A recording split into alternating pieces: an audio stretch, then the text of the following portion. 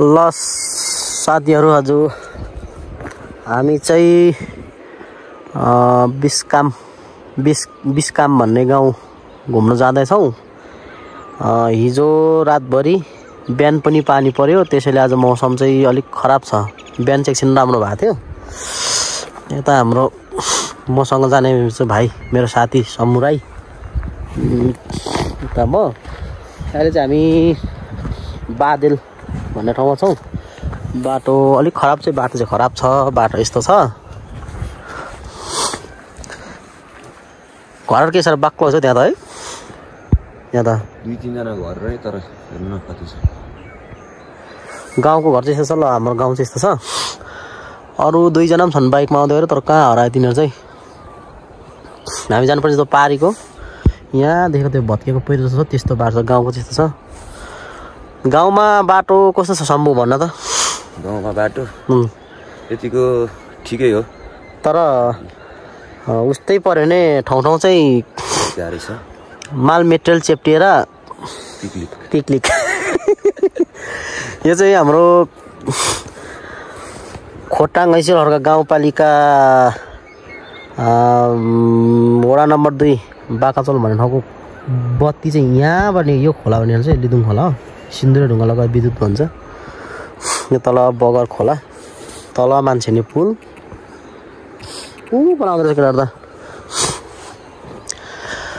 बाटो अलिकति अप्ठ्यारो रहेछ। बाटो चाहिँ बाइक चाहिँ मेरो यसपालि गाउँमा आएर बाइक चाहिँ ढुट्टो भयो। अब काठमाडौँ पुग्दाखेरि 30,000 नभए पनि 20,000 चाहिँ खर्च आउँछ। सबै कुरो मेरो बाइकको धेरै कुरो बिग्रेछ। सर्भिसिङ गर्नुपर्ने बेला भइसक्यो। धेरै कति निकै कुदिसक्यो। सर्भिसिङ पनि गर्ने टाइम भइसकेछ। बाटो चाहिँ यस्तो छ। आहा, अनि यस्तो बाटोमा बाइक त खसी भइगयो नि।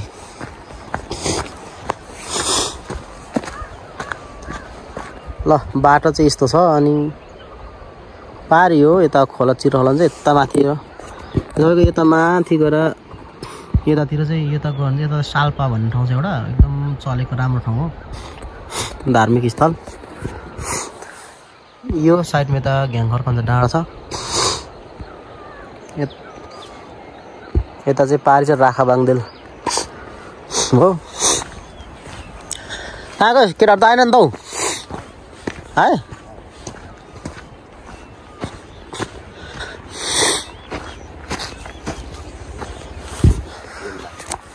बाटो चाहिँ अलिक अप्ठ्यारो रहेछ। हाम्रो बिस्काम जाने बाटो चाहिँ एकदम। हाम्रो 2 जना पनि आइपुगिसके। नयाँ बाइक लिएर आएको ढुट्टो। ल लागौँ हामी आयो। यहाँ चाहिँ अलैँची खेती रहेछ। यहाँ चाहिँ यस्तो लेकमा यस्तो पाखा ठाउँमा पनि यसरी मेहनत गर्यो भने चाहिँ अलैँची खेती पनि हुनसक्छ। यो चाहिँ हाम्रो ठाउँतिर चाहिँ यहाँ यसरी अलैँची यो चाहिँ पंखा पानीको यस्तो छ। यस्तो माथि यहाँ लेक चाहिँ यहाँ हिउँ पर्छ। यो माथि डाँड चाहिँ यहाँतिर चाहिँ, तर यहाँ अलैँची खेती भइरहेछ।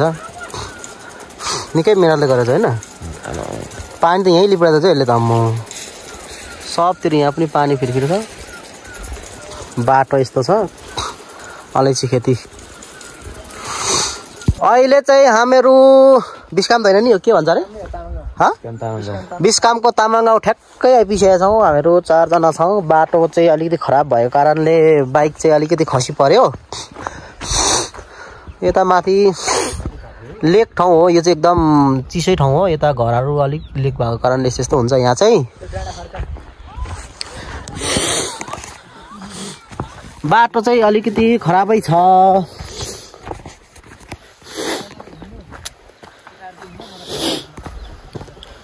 अहिले हामी आएको बाटो चाहिँ यहाँ तल छ। यो यस्तो छ बाटो, अलिक अप्ठ्यारो छ नि त। यस्तो भएर आउनुपर्छ हामीहरू। यता खोलाको बाटो यता हुँदै यहाँबाट यता आउनुपर्छ। गुराँस पनि फुलिरहेको रहेछ यहाँ त। अलिक गुराँस चाहिँ अलिकति झरिसकेर चाहिँ रातो गुराँस अलिक छिटै फुल्छ, छिटै झर्छ। यो त्यहाँ चाहिँ अलिकति हल्का बियोन्दा फरक कलरको चाहिँ यहाँ चाहिँ रातो। तर जङ्गल चाहिँ हाम्रो गाउँको एकदमै भयङ्करै यो ठुलो जङ्गल छ। हरायो भने मान्छे पछि हराउने खालको।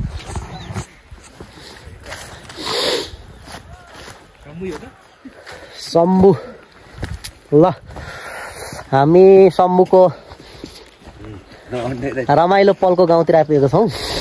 त्यति भन्नुपर्छ अब कुरा बुझ्नु। उता हाँस्दैछ मुस्कान दिइरहेछ सम्मुले हो कि न भन् त लो दाइ यहाँ रमाइलो गरेको नि गाउँ पनि रमाइलो काम गरेको मतलब यिनीहरूले काम गरेको यो बत्तीको काम गरेको यिनीहरू यहाँको यिनीहरू चाहिँ इन्जिनियर भने पनि यिनीहरू सबै यिनीहरू गरेर नि यहाँ पैसा कमायो नि त केटाहरूले।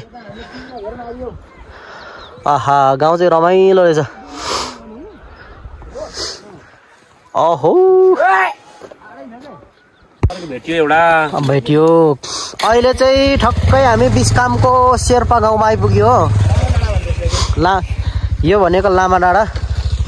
हाम्रो बाइक यहाँ धुट्टो भइसकेको छ।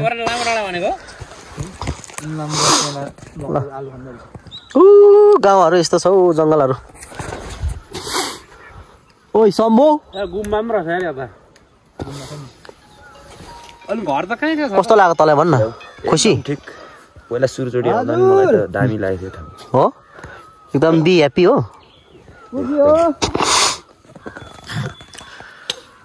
घर चाहिँ खासै धेरै चाहिँ रहेनछ है तर यार जङ्गल चाहिँ हो यार।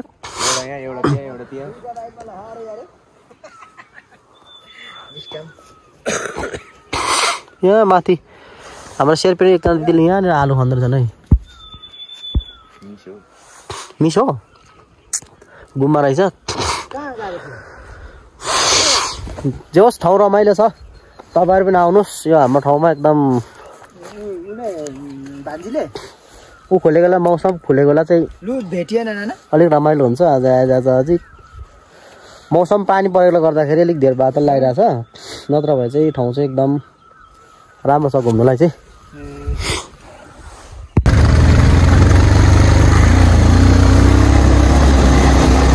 Let's go to turn the right.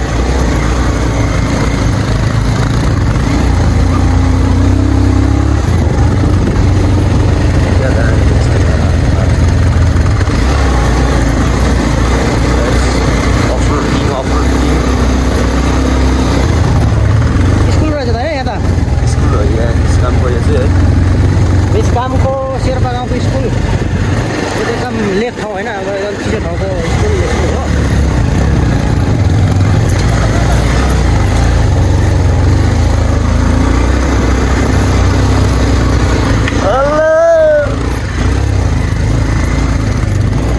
ल बल खेल्न सबै रहेछ यहाँ त।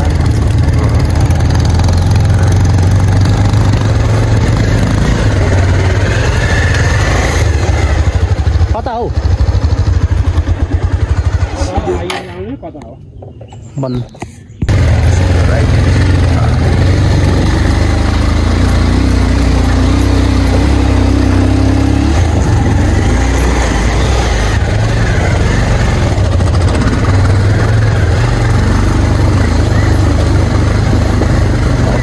क्यामेरा चाहिँ अलिकति हल्लिन्छ।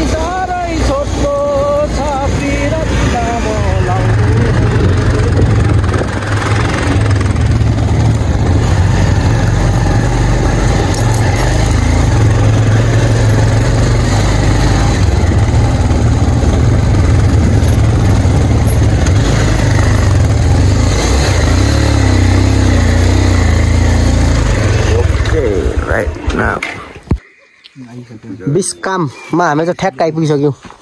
आइपुगिसकेका छौँ बाइकहरू यहाँतिरको यो चाहिँ जात हो भन्छ। यो मकै कोदो हरू पिन्नु मिल्छ यहाँ पिनेर खाने पहिलेको जमाना चलन थियो।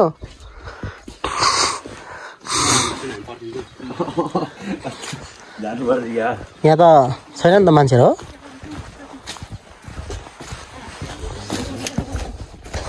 हेलो टसी देलो के गर्नुहुन्छ सन्चै हुनुहुन्छ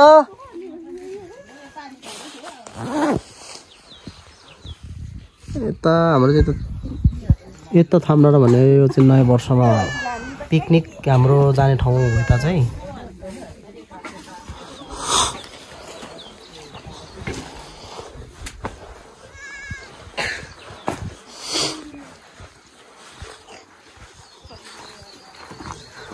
बाख्रा पाठा त टन्ना रहेछ त हौ सी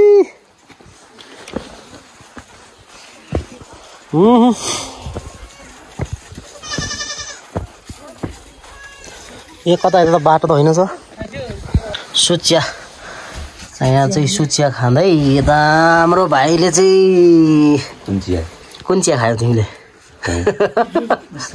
उसले भन्नु हुने चिया खायो अन्त हाम्रो उरुको घरमा आइपुगेछौँ हामी चाहिँ अहिले उहाँले चाहिँ हामीलाई यहाँ थक्क सुचिया अनि छ्याङ अनि त हाम्रो भाइलाई यस्तो खालको चिया दिनुभएछ यो चाहिँ हाम्रो पाहाडतिर चाहिँ घर यस्तो हुन्छ काठको एकदम तपाईँहरू पनि आउनुहोस् हाम्रो बिसकामतिर घुम्नुलाई एकदम रमाइलो ठाउँ छ यहाँ हामीलाई चाहिँ यसरी छ्याङ दिनुभएको छ छ्याङ मिठो रहेछ ल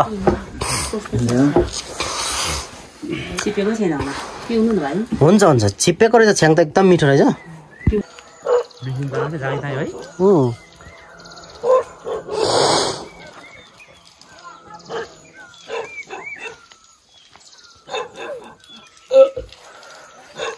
यो चाहिँ शेर्पा गाउँको गुम्बा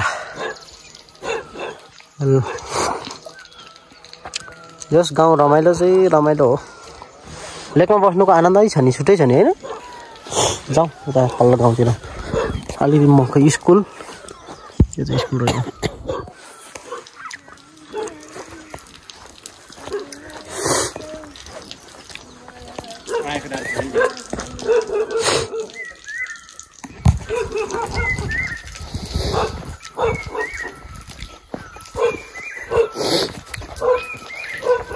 हामी अहिले गुम्बामा आइपुगिसकेका छौँ भने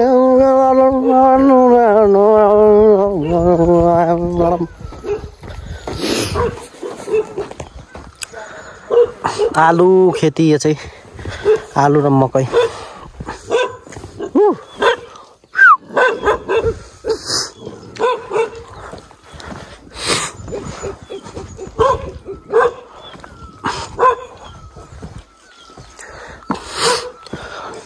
यो दिल छैन उसमा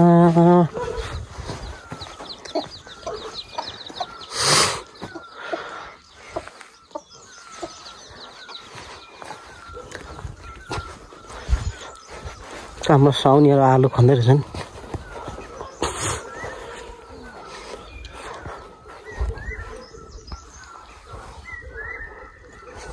गाउँको आलु खेती चाहिँ यस्तो हुन्छ यहाँ आलु मकै गहुँको खेती हुन्छ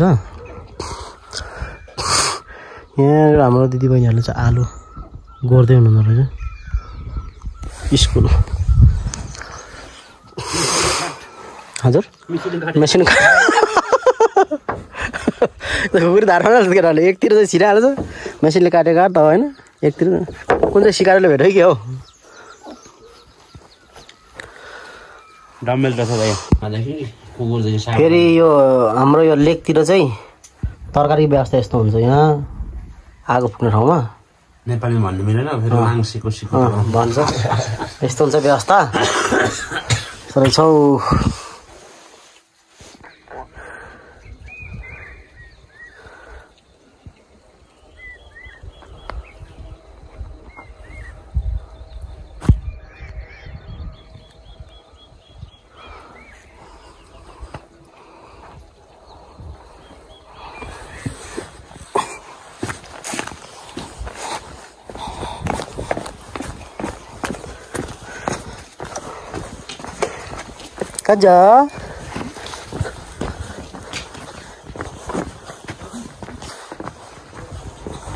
लेकको घर हेर्न सक्नुहुन्छ रमाइलो छ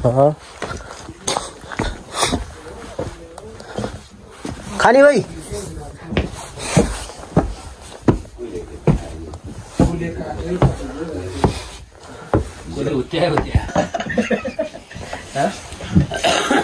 गुट्टै भाइ